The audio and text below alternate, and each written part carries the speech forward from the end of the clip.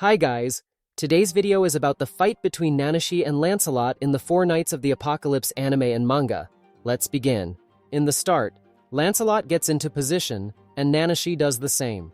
Nanashi begins the battle by attacking Lancelot using his technique, Sword Draw, Heartless Waterfall, which Lancelot easily dodges while advancing.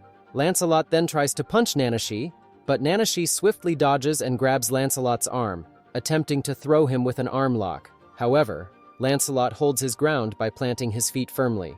Taking advantage of the situation, Lancelot grabs Nanashi's sword and delivers a series of quick kicks before retreating to create distance. Using Nanashi's sword, Lancelot unleashes a devastating attack with his ability, Shining Road. Nanashi quickly analyzes the situation, realizing there's no way to dodge the attack. Instead, he braces himself to endure it, surprising not only us, but also Lancelot. Nanashi takes heavy damage but still manages to close the distance and reclaim his sword. He retaliates with 2 slashes at Lancelot, but they pose no threat to the War Knight. Nanashi, now fully regenerated, is questioned by Lancelot. "Why are you bothering with this?" Nanashi replies that he simply wants to see something for himself. As he attacks again, Lancelot observes that Nanashi has never taken center stage in a war before. Nanashi explains that he went into hiding because he had been dragged into a pointless war. Lancelot counters, asking why Nanashi has involved himself in yet another war started by Arthur. In response, Nanashi launches a powerful slash and says, "I told you, it's to see for myself."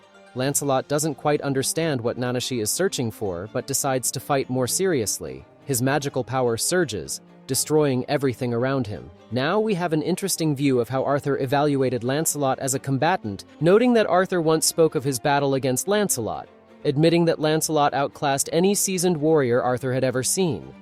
What do you think? Does that mean Lancelot is stronger than current Meliodas?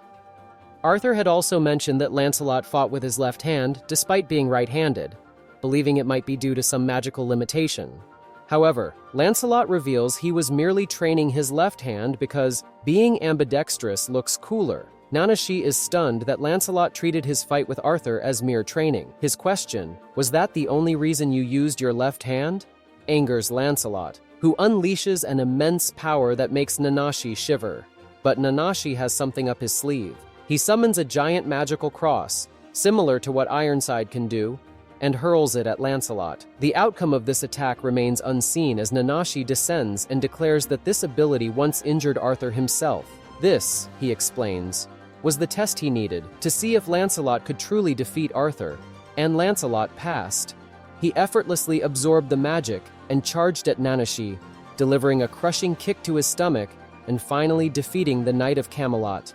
After his defeat, Nanashi reflects in an internal monologue. He recalls noticing Arthur's change, from a kind-hearted boy to the man he is today. Despite this, Nanashi stayed by Arthur's side, unwilling to abandon him, having already turned his back on the gods he once served. Yet, he acknowledges his lack of power to open Arthur's eyes. Lancelot also got to know that because he read all of these memories from Nanashi.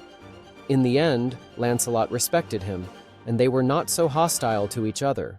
Now, however, he feels relieved, knowing that Lancelot possesses that power. In his final act, Nanashi hands over his sword, Shirojika, to Lancelot, and that's how this fight ends. What are your opinions on it? Let me know in the comments below. That was it for today.